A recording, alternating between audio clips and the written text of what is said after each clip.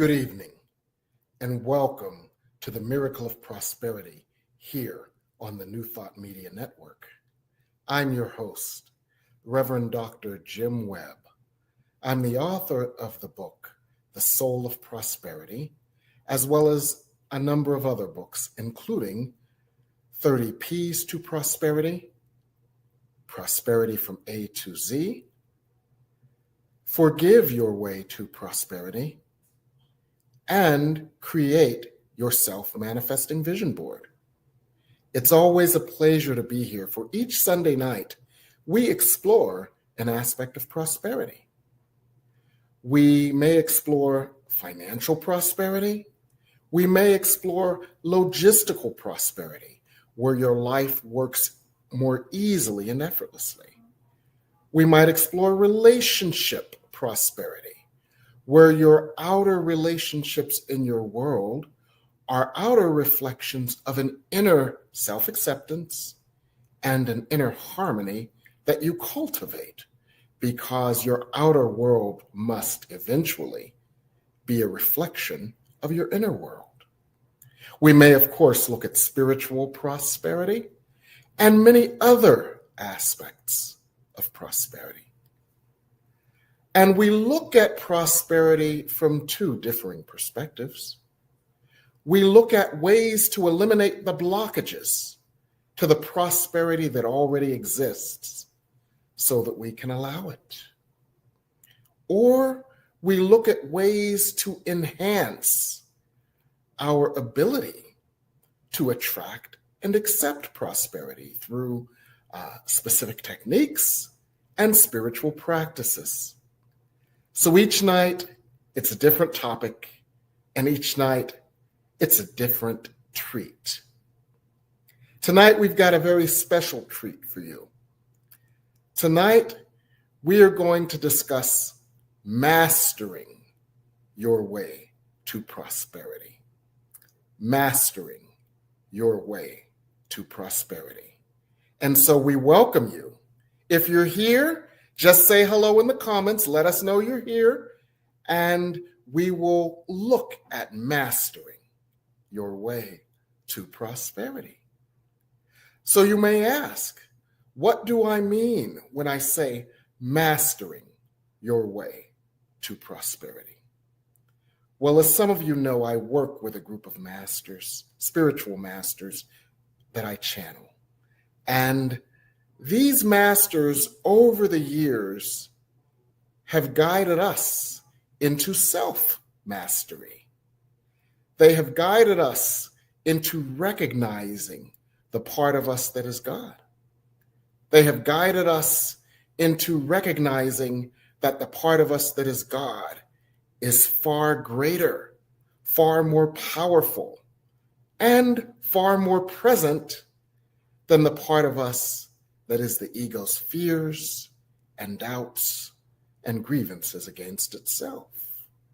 We have cultivated the light God placed in us as us, and this light is now so powerful as to effortlessly draw prosperity to us. But this is not just for those who have been studying with me over the last few years and some decades. It is for everyone. So what Spirit has been saying recently is that you are all masters. And Spirit has been saying this for two reasons. Spirit has been saying you are masters because the light that you have called for on the earth has propelled you into mastery. And so I asked Spirit, what does that mean? And the essence is that, as you know, the earth has seemed quite perilous lately. And as you also know, you and many other light bearers have been praying ardently that the light of God be so present as to help us navigate this tenuous time on the earth. Well, you know, God answers prayers. So the earth has been flooded with an unprecedented amount of light. And this light has caused the veil to disappear. And because the veil has disappeared, and because we have cultivated that light within us, these two things have converged, lifting us to a higher level, lifting us to a higher vibration, lifting us to a higher mastery. So what does this mean for manifesting? What this means for manifesting is that we can manifest more easily, more effortlessly, and more joyfully than ever before. And it can be as simple as having the sincere thought, it would be nice for so-and-so to happen. And then watching it happen. And this is available to all of us. So that's what we're going to talk about tonight. Mastering your way to prosperity. Allowing the master within you to create and allow your prosperity. So our producer and friend, Reverend Michael Mangus, is going to join us in this discussion by asking some questions about this whole mastery thing. And what do you mean? What you talking about, Willis? We're all masters. Well, good evening, Reverend Jim, and good to be on the program this evening. Now, I was thinking about this, and believe me, I have probably well over 100 books on manifestation. Yes. So talk to us about how this is different. And I understand, again, the whole idea of us being here at a certain time and the earth being flooded with light. But how does that help in creating manifestation for our lives? It's different because what we are being taught now and what we are able to do now is we are able to manifest from a totally different perspective. So much of our lives have been lived in victimhood and a sense of powerlessness and a sense that there was something outside of us controlling us that we had to either beg or cajole into manifestation. But now, as we take a totally different perspective of mastery, we feel the rush of the eternal, eternally powerful, eternally potent, and eternally present energy of God. And we have been immersed in it, and we have taught ourselves this immersion to the degree that we manifest from the perspective of mastery instead of manifesting from the perspective of powerless victimhood. I'm a powerless victim and I want to manifest this to feel better about myself. Or God, won't you gimme, gimme, gimme? And that may not be a totally new perspective in terms of words, but in terms of where we are energetically and where the energy is energetically. The energy of mastery lives within us, causing us to activate this power in a way that we never could before. So that's what's different. It's not being a theoretical master, it's having a living, visceral, tangible, sustainable experience of mastery and getting to that place easily and effortlessly whenever we choose and staying in that place. Because the longer we can stay in that place and the more we get in that place, the more powerful that part of us is to manifest. All right. So take us step by step. Again, many of us, we have visualized, we have done our vision boards, we have done our affirmations, we have claimed it as ours. So how, again, are there steps, or is it a general change in consciousness, or how do we get to the place of instant manifestation? It is a series of steps, many of which we already know. And so I will go over the steps that might be a little bit less conscious for all of us. One of the things that we do understand is our feelings and our thoughts that generate our feelings. So manifesting for mastery involves manifesting from the feeling of mastery. When we are in the feeling of mastery, we leave behind the feelings of self-doubt, shame, smallness, powerlessness, guilt, and unworthiness. So how do we leave behind these feelings? That's the key. Okay. We leave behind these feelings because these feelings are generated by thought. So I want to break this down. Our human ego-based thoughts and the feelings that they generate are the enemy of our mastery. We have a thought and we think it's real. So a radical approach is your thoughts are not real, your thoughts are not truth. Only truth is real, only love is real, and only love is truth. I think I heard that from the Course. Isn't that that Course in Miracles? Yeah, you heard that from A Course in Miracles. Go ahead. I'm sorry. Thoughts are not true. Thoughts are not real. Only truth is true. Only love is true, and only love is real. So what are some of the thoughts we have? Let's do it any generic, right? The first thought is, wouldn't it be nice to have this? Wouldn't it be nice to do this? Wouldn't it be nice to experience this? That might be our first thought.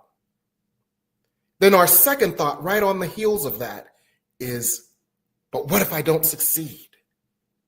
What if I get egg on my face? What if I get embarrassed again? What will other people think? And that thought contracts our energy, and thus it diminishes our power and ability to manifest. In some traditions, that's called a tail ender. Yes, exactly. Exactly. Go ahead. Exactly. But that thought is not true. That thought is not real. That thought is our ego that has believed us to be separate from the one power, that has believed us to be separate from love, that has believed us to be separate from the part of us that is pure creative, the pure creative force of love we know to be God. So that thought is a savage fantasy. That thought is just as weird and imagining as the thought of the earth splitting in two in 10 seconds. It's just as weird, just as improbable, just as impossible. Yet that thought seizes our energy. That thought contracts our energy. That thought severely limits our ability to allow the manifestation that we desire. So the first step is to become aware of what A Course in Miracles calls those attack thoughts that attack our invulnerability. And when they say invulnerability, what they really mean is these attack thoughts attack the God in us that would otherwise create our joy. So the first step is to not only become aware of those thoughts, but become aware of how we overcome, heal, transform, and eliminate the power we have given those thoughts. So how do you do that? We do that by the process of introspection and emotional release. And I'm going to connect our thoughts to our emotions, to the necessity of releasing our emotions, okay? Our thoughts, I'm not good enough. Our thoughts, I'm a bad person. Our thoughts, the world is against me. Our thoughts, I had an abortion in 1978 and I still feel guilty about that, and therefore I deserve to suffer. Our thoughts, I stole that Almond Joy from the thrift drugstore on Fifth Avenue in 1966, and I'm still sorry about it, and I deserve to suffer. our thoughts create these emotions, right? And our task is to realize, what is the emotion I'm feeling? What is the feeling I'm feeling? And does it support or does it thwart my good? And then, where did this feeling come from? Where did this thought that created this feeling crystallize? It may have crystallized when someone told us we were bad. It may have crystallized when someone told us how horrible the world was, and we believed them, and therefore believed that we would always be victim to the world, and believed that the world would always slam the door in our faces. So where did this thought crystallize? Because that's the root of the tree. You know, everything we've experienced from 27 on is a branch in a tree that had its root in a thought. Okay.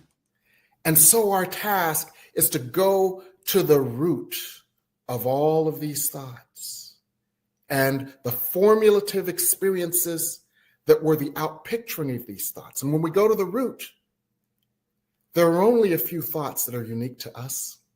And at the root of it all is the false thought that we are separate from God and separate from love. So we go to the root for us. I learned that I was ugly when I got glasses in second grade. I learned that I was unworthy when I realized I was an illegitimate child, a love child, and a child of shame. I learned that I was unworthy when I realized I was different than others. And we go back to that place. But in our current state of mastery, we allow the voluminous light of God. We allow the voluminous love of God. We allow the voluminous presence of God to visit the part of us that is still there, to embrace the part of us that is still there, to love the part of us that is still there, to nurture the part of us that is still there, and to teach the part of us that is still there a different truth.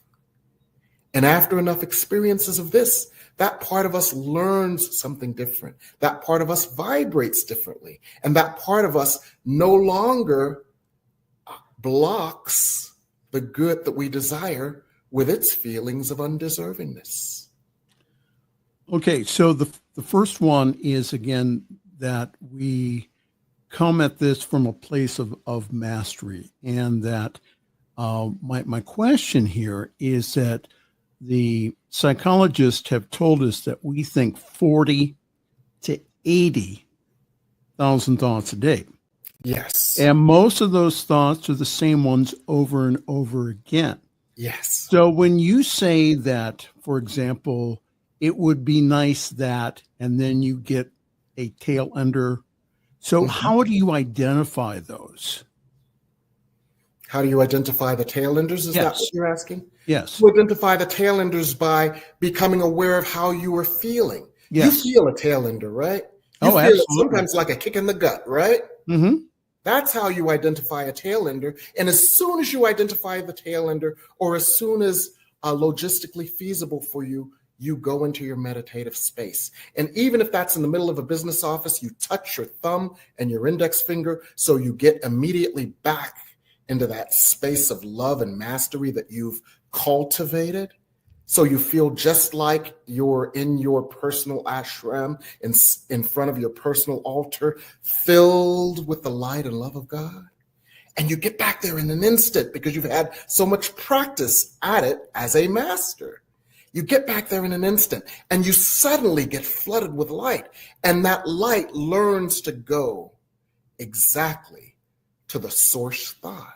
Because you've trained that light to identify the source thought, and you've trained yourself to be aware of and open to the source thought. So that light then more effortlessly and easily goes to the source thought. And as you mentioned, we have 40 to 80,000 thoughts a day. But the thoughts that are not true are all based on one false idea. And when we understand that, we realize that all these attack thoughts are just variations on one theme. The one false idea that has created guilt and thus pain, suffering, struggle, and lack is the false idea that we are separate from God. Yes. That false idea makes us feel as if we've been banished from the Garden of Eden. That false idea makes us feel like we have been abandoned by the Father's love. That false idea causes us to feel that we are unworthy of nurture and succor. That false idea has caused us to feel flawed and therefore undeserving. But all of those ideas and all of those thoughts and all of those reactions are simply variations on the theme. I thought I was separate from love. And so the solution is simple. Let's go back one thing. Okay, so you were talking about what you were talking about is it's called setting a mudra or a hand. So how do you do that? How do you how do you set a mudra? Yes. This is just one of a million ways to set a mudra. What I do is I go into prayer and meditation a lot. Okay. Every chance I get. And what I do is I touch my thumb and my forefinger together, and that starts sending a signal to my brain. The signal that it sends to my brain is, you are in alignment with love. You are flooded with love. You are filled with love. And you are filled with such love, and there is so much love within you that the two come together and your body is irrelevant. Your body's experiences are irrelevant. Your body's miseducation is irrelevant. Your body's limitations are irrelevant because you are simply love. That is my mudra. And so when I am in that state, the limitations of the body, the limitations that I believe because of my past, feelings of undeservingness or unworthiness, they're all gone. So in that moment, which A Course in Miracles calls a holy instant, with your mudra, you can turn a holy instant into a holy constant, and you can get there in a breath. And that's part of mastery. Even if you fall out, getting back into that flow in a breath. And mastery is simply another word for multiple experiences that create and teach you something new. Okay, so we have felt our feelings. We have released it. We feel at one with the one. Okay, so what is the next step then? What is the next step is when we feel at one with the one, we might ask some questions. The first thing we do, though, is we understand from this perspective, there are no limits. From this perspective, there are no boundaries. From this perspective, there are no constraints. So we then may ask, what is the heart's desire that I share with God? Not what is the heart's desire based on my wounded heart that would make me feel better from the perspective of my wounded ego? What is the heart's desire that is outside of me, that is that outside thing that I've been trying to control that would make me feel better? No. What is the heart's desire that I share with God and that God shares with me? Now the answer to that may be a feeling. My heart's desire is some form of happiness. My heart's desire is some form of joy. My heart's desire is some form of fulfillment. It's a feeling. Mm-hmm. So God may ideate. God ideates an idea to us. The idea may be an energy, a vibration, a feeling of love, happiness, fulfillment, joy, peace. And so then we ask, what are some of the forms that it might take in my life consistent with my soul's path and its mission? And when we ask that question, we may get 10 different things, nine of which will surprise us. Okay, so repeat that again. Okay. We connect with God. Okay. We then ask, for we know God's will for us is perfect happiness. Yes. So we ask God, what is your vision of my perfect happiness that I share with you? We then get a hit. I call it a hit. Quite often it may feel like a lightning bolt because it's a rush of electromagnetic energy that we've opened ourselves to as we've opened ourselves to the infinitely powerful and potent creative energy of God. Okay. So we get a rush, we get a hit. And then we ask, what are some of the forms that this might take consistent with my soul's purpose and my heart's desires? So we may get many times that's what happens to me. And next thing you know, I've written 20 pages in 5 minutes because spirit just flows through me that way when open. You might get 10 different visions or images of things that would cause you such joy and peace. And as you do so, not only do you get the energy for these, but you open to the energy that kind of puts you in the path of them, and you open to the resources to enable them. So the best thing to do is to feel the energy, allow the energy, be in the energy, hold the energy, and then respond by writing down what you get, vision boarding what you get, speaking what you get, acknowledging what you get, appreciating what you get, chanting what you get, imagining yourself living in the energy of what you get. Anything that you can do to contain and magnify the energy that you have received. Now, one of the things, we do a lot of different techniques of this, but one of the techniques that we do in my classes is we take that energy and we ground it in each of the Shakti. Mm-hmm. And then we just allow that energy to percolate in each of the Shakti. And one of the things that happens is that energy that we have grounded and allowed to percolate in each of our Shakti, it starts exploding almost orgasmically in all of our Shakti. And then the energy just inundates our energy field. And then we take it one step further, and the energy then fills our energy field and percolates in our energy field so fully that once again, it explodes almost orgasmically onto the universe. And that is tantamount to what we do in affirmative prayer when we release the prayer to the universe. If anyone else has any questions about this, please put them in the chat. We would love to, I would love to have Jim answer them this evening. And we have a special announcement. Oh, yes. Towards the end here. And so I would get, if I was you, I would get a piece of paper and a pencil, because this announcement, again, will support you in this new realm of manifestation. So why don't we take a break, Reverend Jim? Yes. And then we'll be back. But I'd like to see some questions here.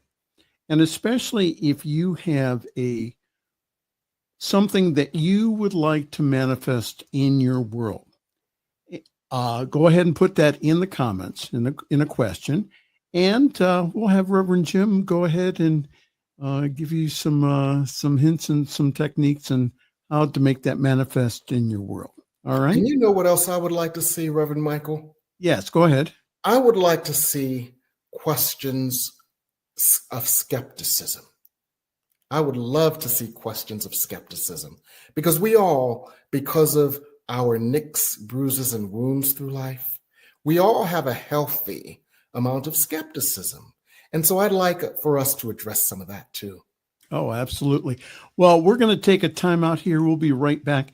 This is the Miracle of Prosperity here on your New Thought Media Network, and we'll be right back. Please help us say thank you to our organizational sponsors, including the Hefferland Foundation, Affiliated New Thought Network, International New Thought Alliance, Science of Mind Archives and Library Foundation, Center for Spiritual Living Denver, Center for Spiritual Living Midtown, New Thought, Philadelphia, Planned Happiness Institute, Summit Center for Spiritual Living, One Heart Retreats, Center for Spiritual Living on the Lake, Unity, Kitchener, Unity Spiritual Center, Ottawa, Om Center for Spiritual Living, Satya Center, Begin Within Ministries, Center for Spiritual Living, North Jersey, Unity of Savannah, and the Center for Spiritual Living, Seattle, as well as all of our individual donors. Thank you for being part of the New Thought Media Network. Please like, share, and subscribe. New Thought Media Network, positively inspiring.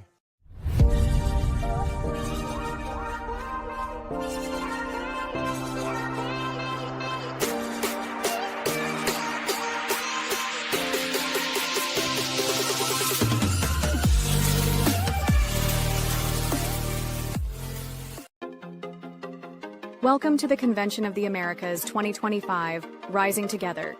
Join us for a truly bilingual retreat experience on the shores of the beautiful Lake Chapala, Mexico. July 22nd through July 26th, 2025, at the Hotel Villa Monte Carlo in Jalisco, Mexico. Featuring Reverend Jeffrey Ryan, Dr. Jose de Lira Sosa, Reverend Dr. Kathy Ann Lewis, Reverend Dr. John Waterhouse, and Reverend Dr. David Bruner. Registration is now open, and payment plans are available. Simply visit www.conventionoftheamericas.com. Come be part of a transformative gathering with powerful presentations, workshops, networking time, and just good old relaxing and connecting. Plus, you can learn more about the science of mind and how to live this powerful philosophy in your life. Transform your life at Convention of the Americas 2025, Rising Together.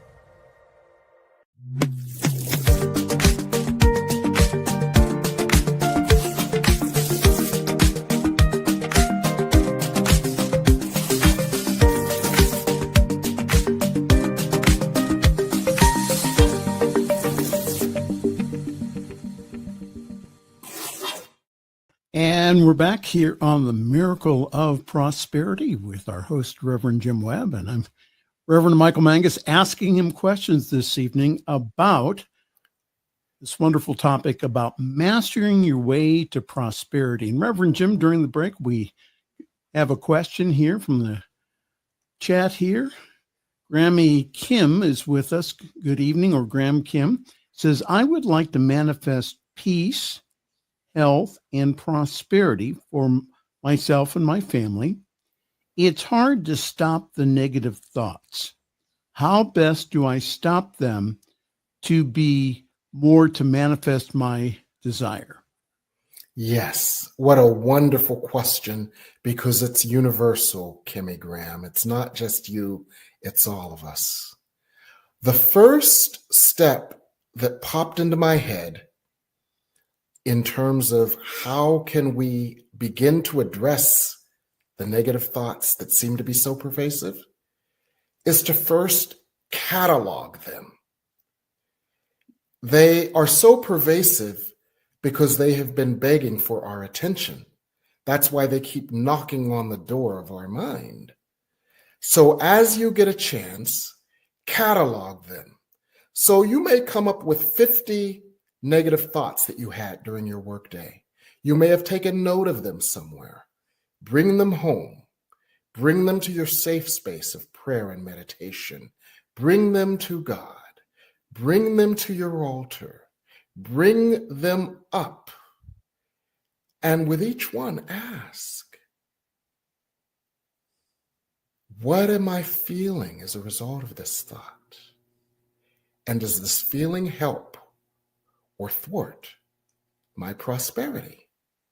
Now, they will all thwart your prosperity, but by asking that question, you begin to recognize how much power you have given these thoughts and the feelings that they have triggered.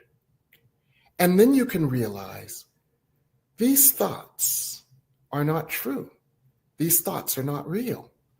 I am not a bad person. I am the holy beloved of God. I am not a powerless person. The infinite power of God flows to me and through me. But that still is intellectual. So when you have the thought and you recognize and connect the thoughts that you've had with the feelings that they have triggered and the energy that they have put out onto the earth, which is an energy of no, you call forth the light of God. God, I let you into this place where this thought has festered and created feelings and an experience of pain, suffering, struggle, and lack. God, I let you into this place that you would heal the energy and the feelings this thought has generated. God, I let you into this place where this thought has lain hidden in the murk of my consciousness. Shine your light on this place, God. Shine your light on the feelings that it generated. Shine your light on my judgments of myself and my judgments of the situations created by this thought. Cause me to feel your love where these feelings of shame, doubt, unworthiness, smallness, powerlessness, or anything unlike love have lived.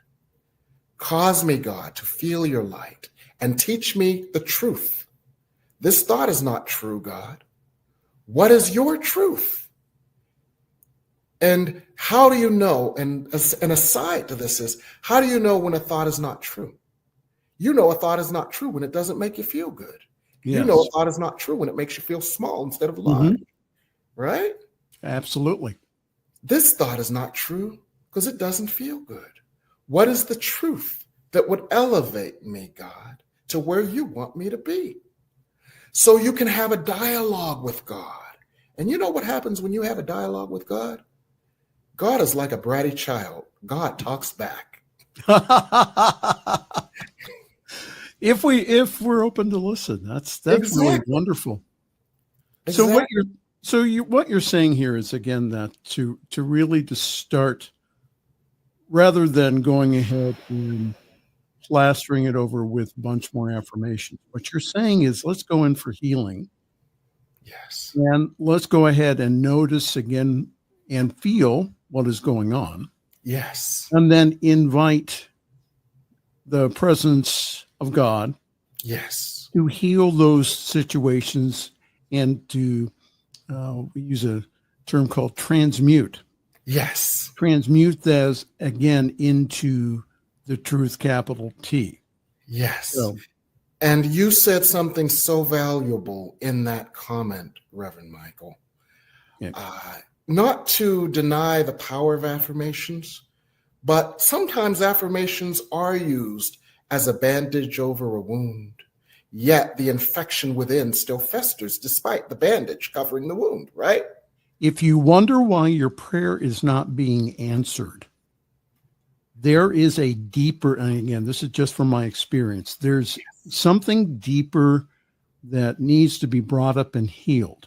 And again, this is not about, again, shame or guilt. This is about transforming our lives. So when there is, for example, a certain desire that we want, and that we have not received it in manifestation yet, and I mean, I'm talking about 3 dimension, is that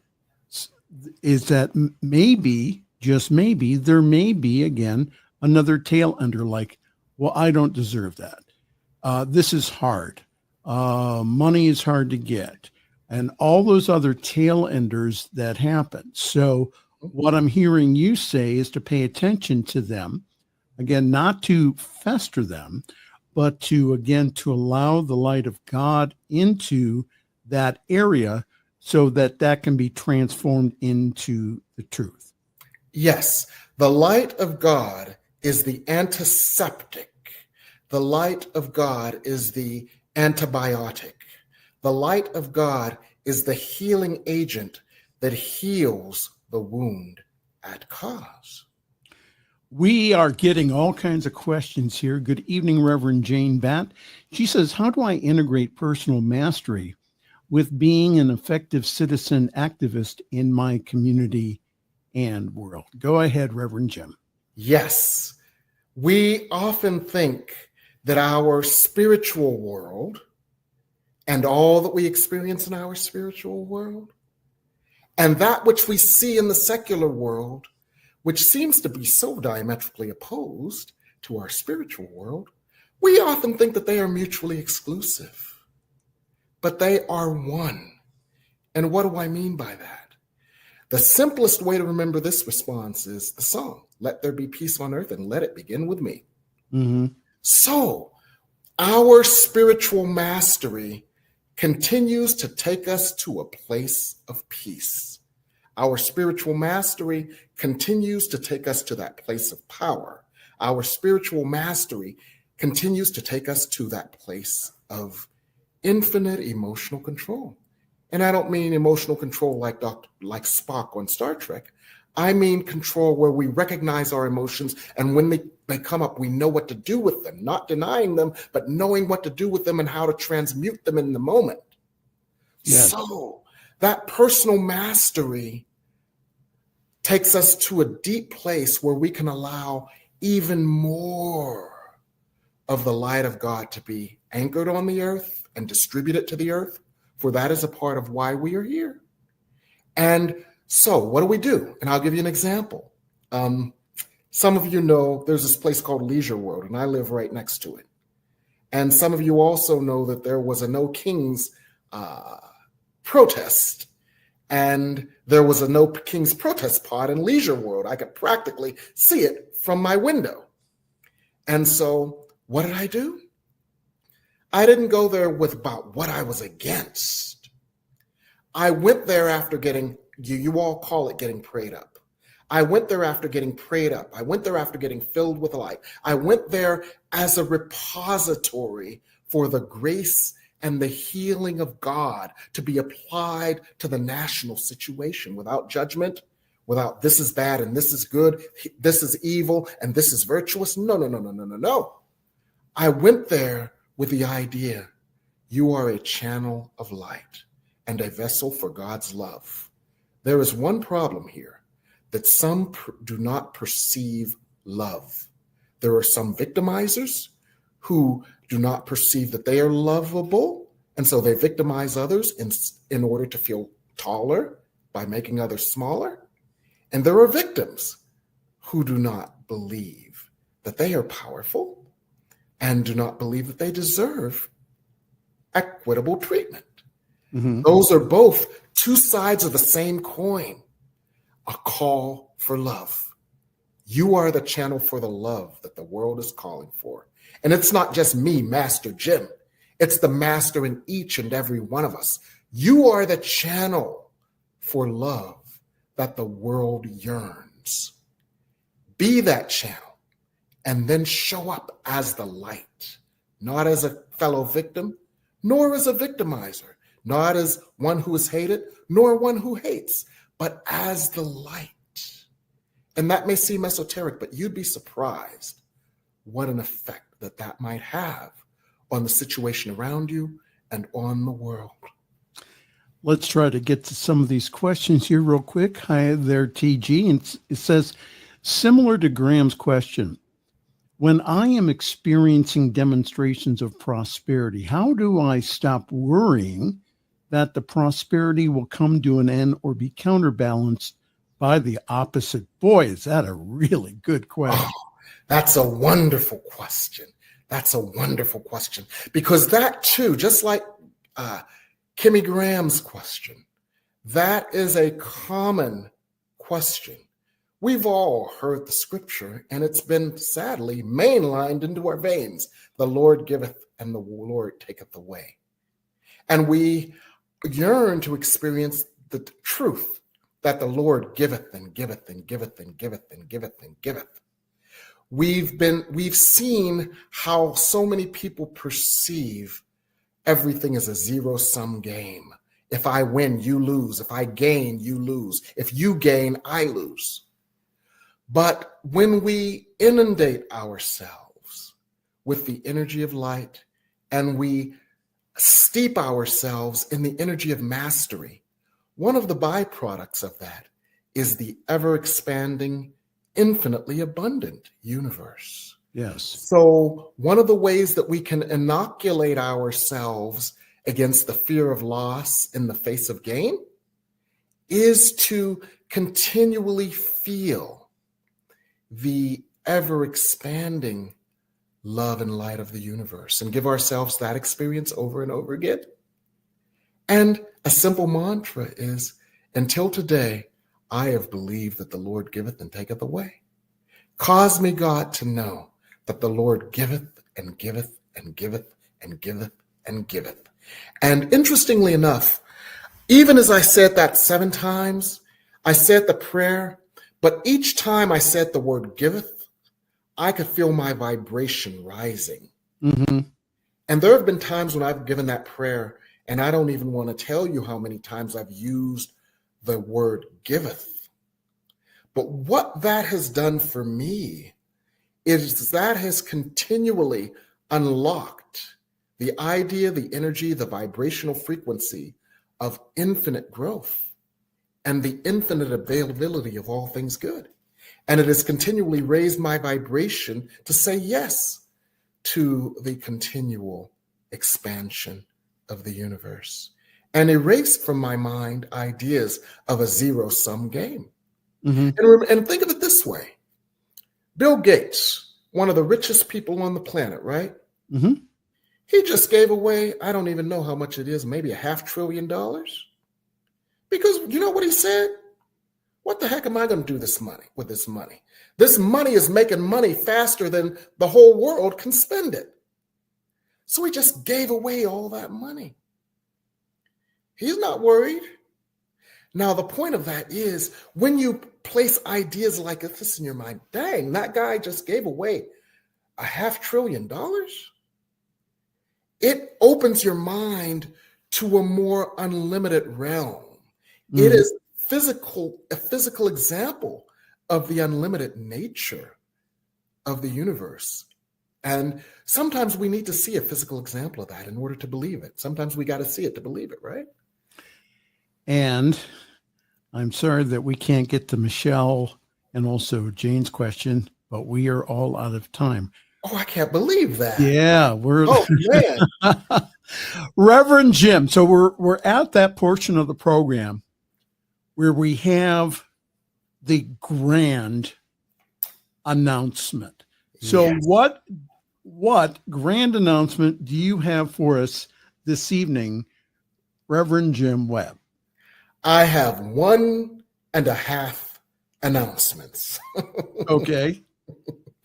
The one announcement that I have absolutely fully is that I have received from Spirit a set of classes that begin in September. And you may ask, dude, it's July. Why are you hawking these classes in July? They're not starting till September.